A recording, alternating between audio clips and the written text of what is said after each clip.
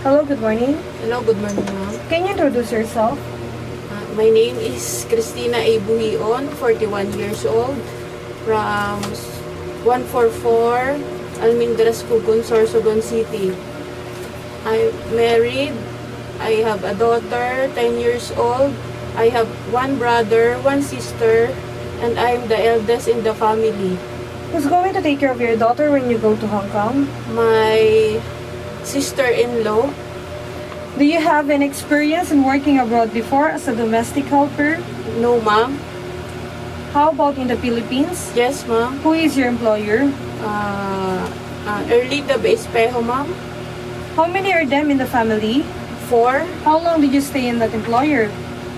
Almost 6 years, ma'am. So you finished your contract with them? Yes, ma'am. What are your main duties in your previous employer?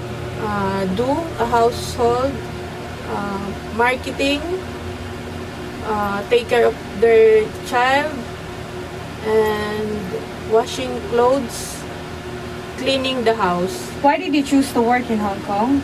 I want to earn more, ma'am, to support my family and to send my child in a good education, ma'am. Okay, do you know how to cook some simple Chinese food? Yes, ma'am. Like, Steamed fish, steamed chicken, fried rice.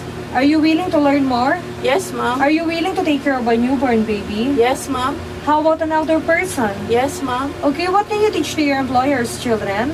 To be, to write, speak in English. Can you sing a nursery song?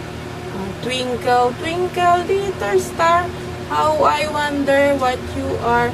Up above the world so high, like a diamond in the sky. Twinkle, twinkle, little star, how I wonder what you are. Okay, thank you. Now, what kind of employer are you looking for? Nice and understanding, ma'am. Are you afraid of dogs and cats? No, ma'am. So you're willing to take care of pets? Yes, ma'am. What can you say about yourself, your attitude? Hardworking, obedient, honest. That's all, ma'am. Can you give a short message to your future employer so that they will hire you? Ma'am, sir, I hope you give me a chance to be your helper in your family. I promise to obey and be responsible. I promise to do my very best to do my duties and responsibilities. Thank you. Can you promise to finish your 2 years contract? Yes, ma'am. Is that all? Thank you, ma'am. Okay, thank you.